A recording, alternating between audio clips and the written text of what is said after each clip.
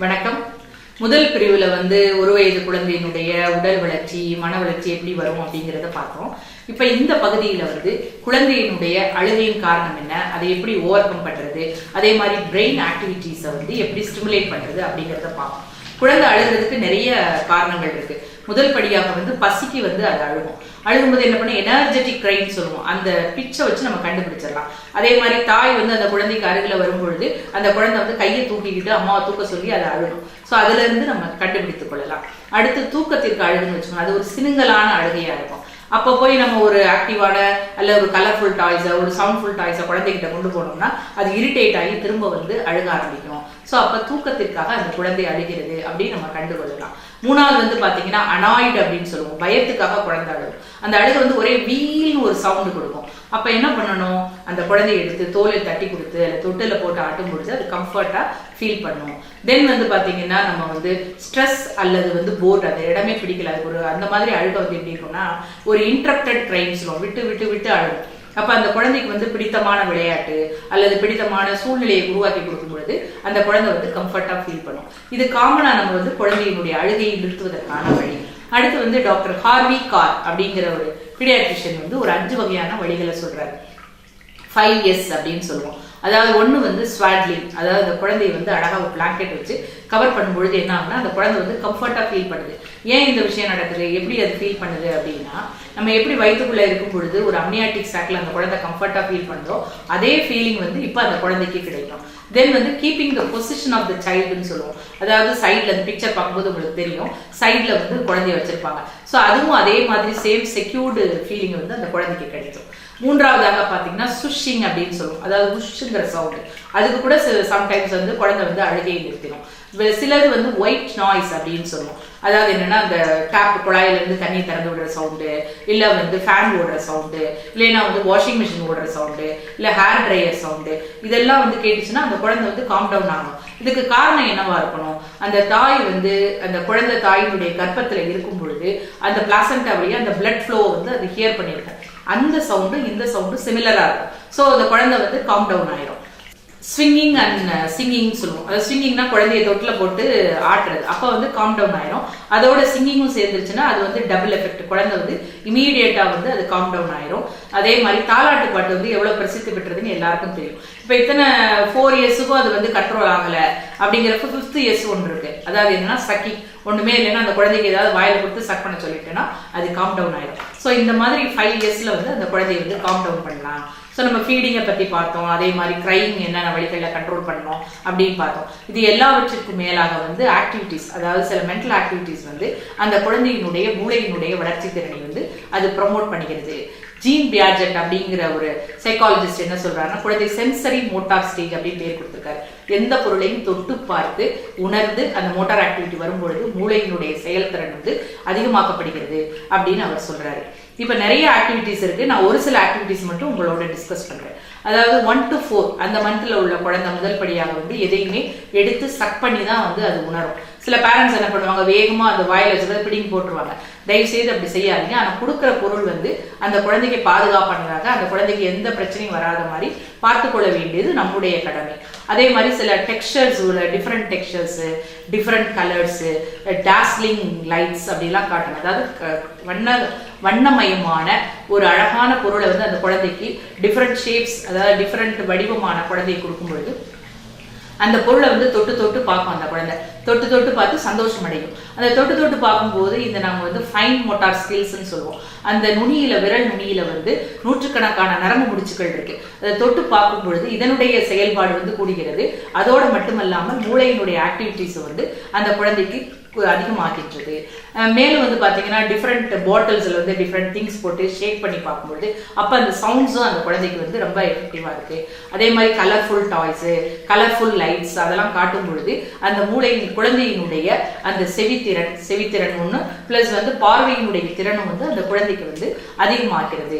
4வது மாதத்துல பாத்தீங்கன்னா டம்மி டைம் அப்படின்னு முதலே நான் சொன்னேன். அதாவது வயிற்று அமைக்கிட்டு தலையை தூக்கிட்டு அந்த குழந்தை பார்த்துட்டு இருக்கோம். இதை எப்படி நம்ம ப்ரமோட் பண்றது, அந்த அம்மா அந்த குழந்தை முன்னாடி உட்கார்ந்துட்டு இந்த ஒரு பால், நல்ல அட்ராக்டிவ் பாலா இருக்கணும்.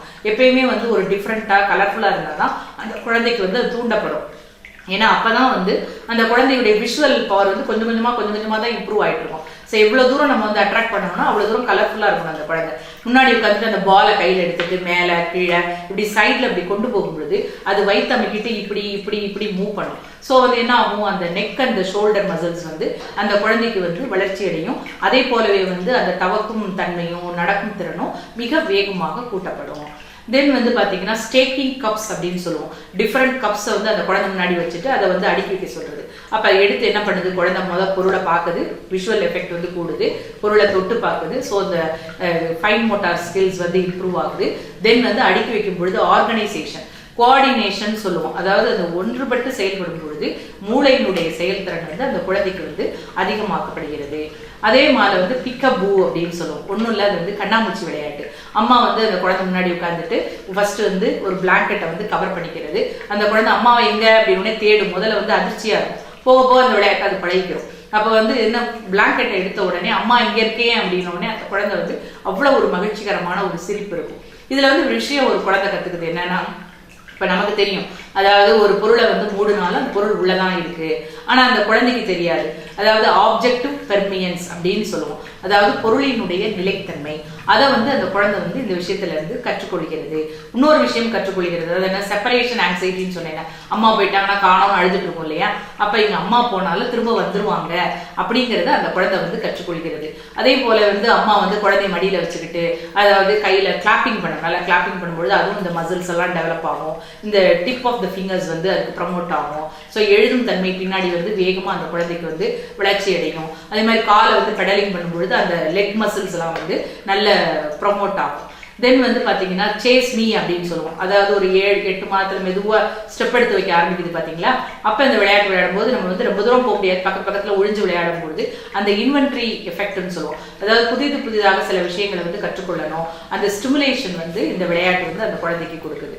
அடுத்து பாத்தீங்கன்னா கிஃப்ட் டாய் அப்படி ஆக்டிவிட்டின்னு சொல்லுவோம். அதாவது பிடிச்சமான பொருளை வந்து அது முன்னாடியே ஒரு பாக்ஸ் எடுத்து அந்த டாயை உள்ள போட்டு நல்லா அழகா பேக் பண்ணி அந்த குழந்தைய அட்ராக்ட் பண்ற மாதிரி கையில கொடுத்தோம்னா அந்த குழந்தை என்ன பண்ணும், வேகமா அந்த பேப்பரை பிரிச்சு அந்த பாக்ஸ்ல இருந்து அந்த டாயை எடுத்து பார்த்துட்டு அப்படி ஒரு கண்டுபிடிச்சிட்டேன் அப்படின்னு அழகா சிரிக்கும். அப்ப வந்து தாயினுடைய ஆக்டிவிட்டி என்னவா இருக்கணும்னா, அந்த குழந்தைய வந்து அப்ரிஷியேட் பண்ணும்.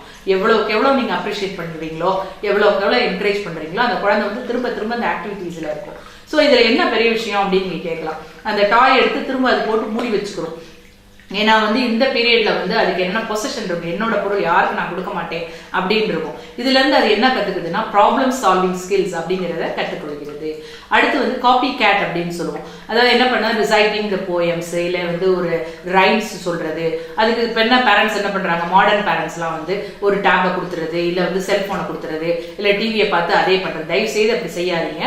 உங்க குழந்தைய மடியில உட்கார வச்சுக்கிட்டு நீங்க உங்களுடைய ஓன் வாய்ஸ்ல வந்து நீங்க வந்து சொல்லுங்க. சொல்லும் பொழுது அந்த குழந்தை வந்து அப்படியே அட்டென்ஷன் ஃபோக்கஸிங் அதை பண்ணிக்கிட்டே இருக்கும். அது ஆ ஓ இப்படி எல்லாம் ரியாக்ட் பண்ணும். அப்ப என்ன ஆகும்னா, அந்த ஃபேஷியல் மசில்ஸ் வந்து அந்த குழந்தைக்கு வந்து ஆக்டிவேட் ஆகும். பிரெயினுடைய ஆக்டிவிட்டியும் வந்து அது ஸ்டிமுலேட் பண்ணுது. இன்னொன்று வந்து நம்ம அம்மா வந்து நம்மளுக்கு ஒரு ஃப்ரெண்டு, க்ளோஸ் ஃப்ரெண்ட். உங்களுக்கும் உங்க குழந்தைக்கான ஆக்டிவிட்டிஸ் வந்து கரெக்டா இருக்கும். அப்பதான் பின்னாடி வந்து ஒரு 4 வயது 5 வயது நீங்க ஹோம்ஒர்க் சொல்லி கொடுக்கும்போது அது உங்களோட உட்காந்து படிக்கும். அதே மாதிரி ரீடிங்கும் சேம் திங். அதாவது நீங்க வந்து எதையுமே நேச்சுரலா வந்து அதுக்கு ஃபாலோ பண்ணுங்க.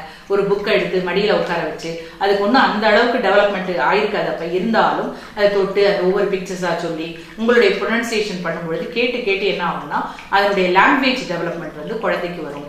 ஸோ இந்த மாதிரி கோக்னேட்டிவ் ஆக்டிவிட்டிஸ் வந்து ப்ரொமோட் ஆகுது. என்னென்ன விஷயங்கள் ப்ரொமோட் ஆகுது, அதாவது அட்டென்ஷன், ஃபோக்கஸிங், மெமரி, ஞாபக சக்தி தூண்டப்படுகிறது. மூளையினுடைய வளர்ச்சி திறன் வேகமா இருக்குது. அதே மாதிரி fine motor skills, cross motor skills, ஒவ்வொரு டெவலப்மெண்ட்டும் அந்த குழந்தைக்கு வந்து ரொம்ப ஃபாஸ்டாக நடக்கிறது. சில பேர் என்ன பண்ணுவாங்கன்னா, பேரண்ட்ஸ் ஆர்வ கோளாறுல இதெல்லாம் கேட்டுட்டு வேகமா இதை செய்ய அதை செய்ய போட்டு டென்ஷன் படுத்தாதீங்க. டென்ஷன் ஆகுனீங்கன்னா அதுக்கு வேற எந்த வழியிலையும் அதுக்கு ரியாக்ட் பண்ண தெரியாது. அப்ப என்ன ஆகும், ஸ்ட்ரெஸ் ஹார்மோன் போய் அந்த குழந்தையினுடைய பிரெயின் ஸ்கில்ல வந்து அது வந்து கில் பண்ணிடும். அதனால தயவு செய்து அப்படி செய்யாதீர்கள். குழந்தை வந்து குழந்தைதான் அப்படிங்கிறத நீங்க உணர்ந்து கொண்டு செயல்பட வேணும். டாக்டர் எட்வர்ட் ஹார்வெல் அப்படிங்கிற சைக்காட்ரிஸ்ட் என்ன சொல்றாருன்னா, we should give importance to the internal of the child rather than the external. அப்படின்னா என்ன, குழந்தையினுடைய உணர்வுக்கு நீங்க முதல் முக்கியத்துவம் கொடுங்க.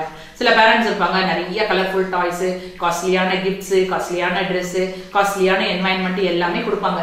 ஆனா அந்த குழந்தை கூட ஸ்பெண்ட் பண்ற டைம் பாத்தீங்கன்னா ரொம்ப கம்மியா இருக்கும். ஆனா அந்த குழந்தைக்கு தேவை அந்த உணர்வு பூர்வமான விஷயங்கள் தான்.